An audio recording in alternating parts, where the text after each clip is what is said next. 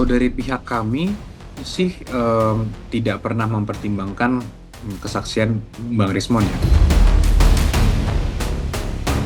Ya, jadi rencananya sih kita akan melakukan surat menyurat serta tentunya akan mulai aktif kembali ketika masa liburan ini telah usai.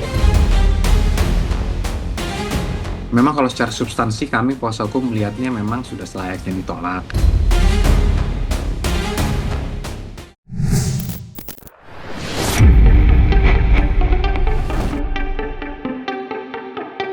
Merapatnya Rismon Sianipar ke kubu Jokowi mendapat perhatian luas dari sejumlah kalangan hingga pengamat. Muncul dugaan adanya skenario yang akan dilakukan kubu Jokowi, yakni dengan memanfaatkan bergabungnya Rismon untuk dijadikan saksi dalam persidangan kasus fitnah dan pencemaran nama baik Jokowi, yang kini menyisahkan 2 tersangka dari klaster 2, yaitu Roy Suryo dan Dr. Tifa. Dugaan itu makin kuat usai santer diberitakan jika ada perjanjian khusus yang dibuat Rismon dan Jokowi mengenai restoratif justice. Meski isi perjanjian itu sendiri tidak terungkap, namun tidak sedikit pihak, terutama dari kubu Roy Suryo yang menduga ke arah sana. Jika skenario itu benar adanya, maka akan menjadi panggung politik yang syarat drama, di mana Rismon dan Roy Suryo serta Dr. Tifa akan berhadapan bukan sebagai kawan, tetapi lawan. Menanggapi tudingan tersebut, apa kata kuasa hukum Jokowi? Benarkah akan menjadikan Rismon sebagai kartuas untuk meredam perlawanan keras Roy Suryo CS? Kalau dari pihak kami sih, tidak pernah mempertimbangkan kesaksian Bang Rismon ya kalau dari pihak kami. Karena ketika kami melapor, kami meyakini seluruh alat buktinya juga sudah sangat kuat, sudah siap untuk disidangkan. Tapi tentunya ini merupakan kewenangan mutlak dari para penyidik nantinya yang akan juga dilimpahkan kepada penuntut umum apakah kesaksian-kesaksian ini akan digunakan dalam persidangan.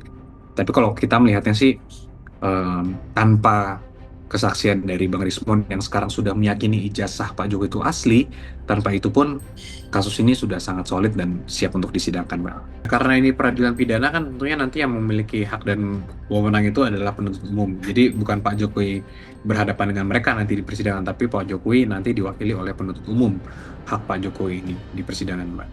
Nah, kalau kami melihatnya sebenarnya tidak ada urgensi atau tidak ada keperluan untuk kesaksian Bang Rismon akan digunakan di persidangan, karena tanpa itu pun kasus ini sudah sangat clear, semua bukti-buktinya sudah sangat jelas, dan untuk kesiapan bersidang sebenarnya sudah tidak memerlukan itu lagi, Mbak. Tapi kalaupun nanti ternyata ada suatu perkembangan di mana penyidik memandang perlu untuk menggunakan kesaksian Bang Rismon, di mana sekarang Bang Rismon sudah menyatakan ijazah Pak Jokowi asli, ya itu merupakan hak dari penyidik nantinya. Tapi kalau kami melihatnya tidak ada urgensi atau tidak ada keperluan. Di atas kertas Rismon memang sudah mendapat maaf dan persetujuan dari Jokowi mengenai permohonan restoratif justice. Namun Polda Metro Jaya sampai hari ini belum mengeluarkan keputusan resmi mengenai upaya restoratif justice yang dimohonkan kedua belah pihak. Belum keluarnya keputusan Polda Metro Jaya, maka dengan sendirinya status Rismon masih sebagai tersangka atas dugaan fintah dan pencemaran nama baik terkait tudingan ijazah palsu mantan Presiden ke-7, Jokowi. Menanggapi belum keluarnya surat penghentian penyidikan atau SP3 terkait dikabulkannya permohonan restoratif justice, apa kata kuasa hukum Jokowi?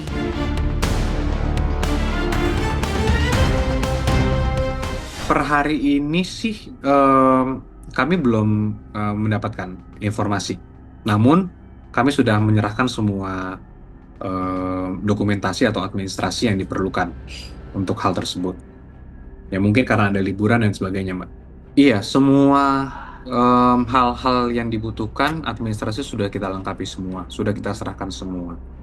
Namun apakah itu dihentikan demi hukum untuk status tersangkanya Bang Rismon, itu kan kita harus menunggu rilis resmi dari Polda Metro Jaya, karena mereka tentunya harus mengeluarkan produk hukum kan. produk SP3 itu yang harus dilakukan kalaupun nantinya ternyata dilakukan penghentian demi hukum karena sudah dilakukan restoratif justice.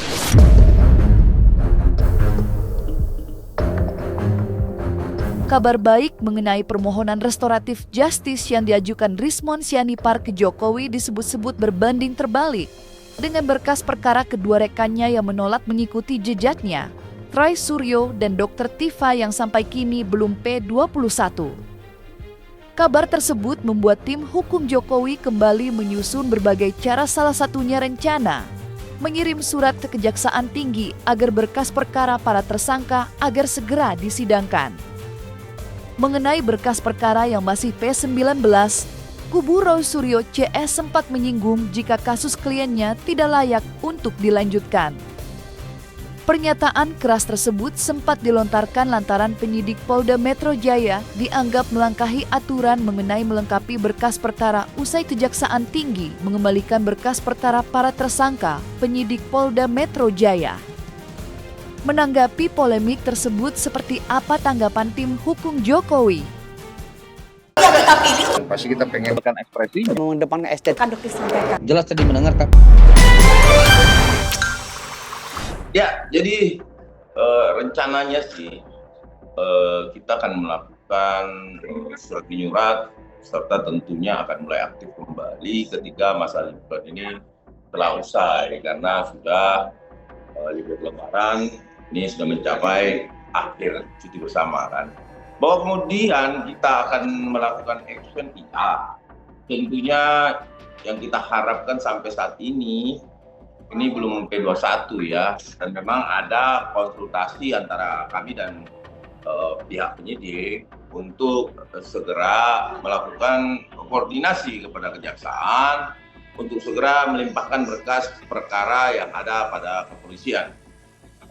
Adapun terkait rekomendasi yang dikeluarkan oleh Polda Metro Jaya terkait pemeriksaan saksi, saya rasa itu tentunya sudah berjalan dan akan berjalan terus terhadap para tersangka ya, yang saat ini menjadi saya sekarang ini menyebut mereka bukan lagi teroris tapi roti ya, yaitu Mas Roy dan Dr. Tifa. Nah ini cenderung lamban sekali ya, dikarenakan memang pihak tersangka itu mengajukan terlalu banyak saksi juga ya.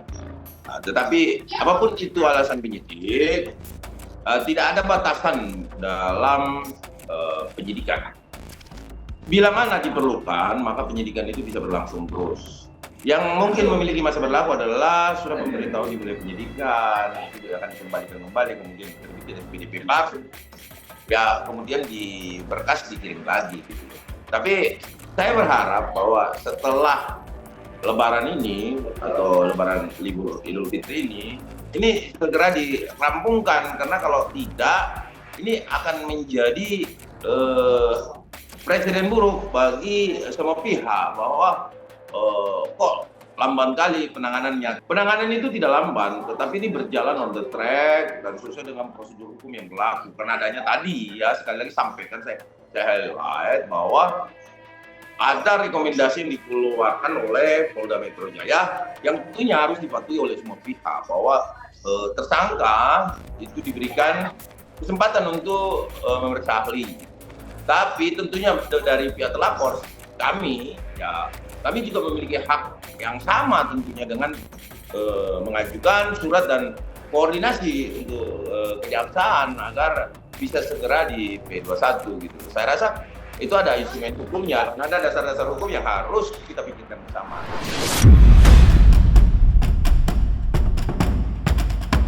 Lepas dari polemik berkas perkara yang belum juga P21, kabar mengejutkan datang dari Mikhael Sinaga yang santer dikabarkan akan mengikuti jejak Rismon Sianipar, meminta maaf ke Jokowi terkait tudingan ijazah palsu. Mikhael Sinaga yang sebelumnya berada di kubu Roy Suryo dan begitu keras menyerang Jokowi, kini mendadak namanya ramai dibicarakan usai disebut-sebut melunak dan dengan mengikuti jejak Rismon merapat ke Jokowi. Meski belum diketahui pasti mengenai kebenarannya, nama Mikhael Sinaga belakangan ramai menjadi pembicaraan. Dan jika benar maka satu persatu Roy Suryo akan kehilangan dukungan dari orang-orang yang dulu gigih mendukungnya. Saya juga sempat berkomunikasi dengan Dr. Tifa, jadi tidak asal klaim karena ada chat WA-nya. Beliau juga menyampaikan hal yang sama. Jadi artinya saya dan bersama-sama dengan Dr. Tifa mengaturkan selamat dan sukses ya. Semoga kuasa hukum kami yang baru ya, Roya ya. Baru ketika saya bersama Dr. Tifa ya gitu. Tetapi artinya kalau saya masih tetap bersama dengan teman-teman lain, para pejuang yang lain yang juga berbeda ya, itu kita bersama-sama juga tetap menegakkan dan challenge ijazah dari Jokowi yang 99,9% palsu. Kalau dari Pak Jokowi sudah jelas ya, beliau sudah memakan dan sudah mengabulkan permohonan restoratif justice, artinya sudah lahir dalam bentuk kesepakatan dan sebagai syarat untuk bisa menghentikan perkara ini, dan ini semua sudah kita ajukan secara tertulis ke Polda. Tinggal pihak Polda mengambil sikap yang tentunya mungkin nanti akan dilakukan gelar secara internal, dan keputusannya nanti akan tentunya akan diinformasikan kepada pihak kami ya, terbaik korban maupun salah satu tersangka apakah dikabulkan tidaknya penghentian perkara dengan alasan telah tercapainya restoratif justice para pihak. Seperti juga yang terjadi di Bang Damai Hari Lubis maupun Bang Egy Sujana ya. Sementara itu, Roy Suryo dan Dr. Tifa belum menyerah mengajukan judicial review ke Mahkamah Konstitusi mengenai sejumlah pasal yang dianggap membelenggu kebebasan masyarakat.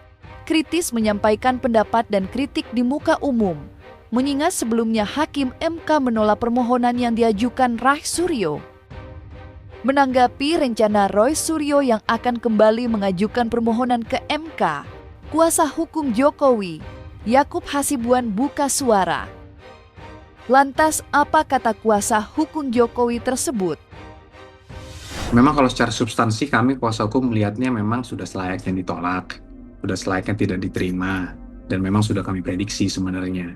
Tapi kalau sekarang mereka mau menggugat lagi ulang ya silakan saja, itu kan hak mereka tentunya untuk melakukan pembelaan, silakan saja, kami tidak pernah mengomentari upaya-upaya hukum yang dilakukan oleh mereka. Yang penting kami meminta semua pihak termasuk mereka untuk menghormati proses yang ada. Kalaupun nanti berkas dinyatakan lengkap, ya kita hormati, kita jalani proses ini, jangan sampai nanti ada dalil-dalil lain. Ya memang pasal-pasal yang diajukan untuk dilakukan judicial review ini memang sudah sering sekali Mbak dilakukan review. Dan berkali-kali Mahkamah Konstitusi tetap konsisten, dan juga pembuat undang-undang kita juga semua tetap konsisten untuk memasukkan pasal tersebut di KUHP kita yang baru. Artinya apa? Berarti kan rakyat menghendaki bahwa nama baik itu memang harus dijaga. Dan jangan sampai ada orang yang bisa memfitnah orang dan bisa lolos begitu saja. Karena tidak ada rule of law nantinya. Semua orang tidak akan mengedepankan hukum, semua orang bisa saling tuduh, dan itu akan menciptakan kerusakan yang luar biasa. Tidak ada order nanti di sistem hukum ini. Itulah mengapa kami melihat juga tidak mungkin Mahkamah Konstitusi membatalkan pasal-pasal ini. Kalaupun mereka mau mengatakan argue seakan-akan yang mereka mau rubah itu adalah interpretasi akan pasalnya, penafsiran pasalnya, dan mengenai ini di pasal tersebut pun itu sudah dikatakan juga, kalaupun ini mereka memiliki dalil, seorang tersangka memiliki dalil bahwa perkataan mereka itu yang diduga itu tidak benar, mencemarkan dan fitnah itu adalah untuk kepentingan umum, ya silahkan saja nanti diperiksa oleh hakim di pengadilan. Mereka mengatakan seakan-akan bahwa pasal tersebut tidak benar. Jadi semua itu sebenarnya normanya sudah diakomodir di KUHP yang sekarang maupun KUHP yang dulu. Jadi ini semua hanya menurut kami ini adalah rangkaian pembelaan dari mereka yang secara proses pun ya silakan saja mereka lakukan.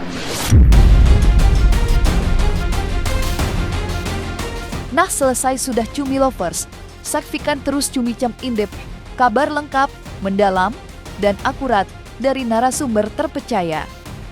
Dan jangan lupa untuk like, subscribe, dan juga share channel YouTube Cumi Cumi.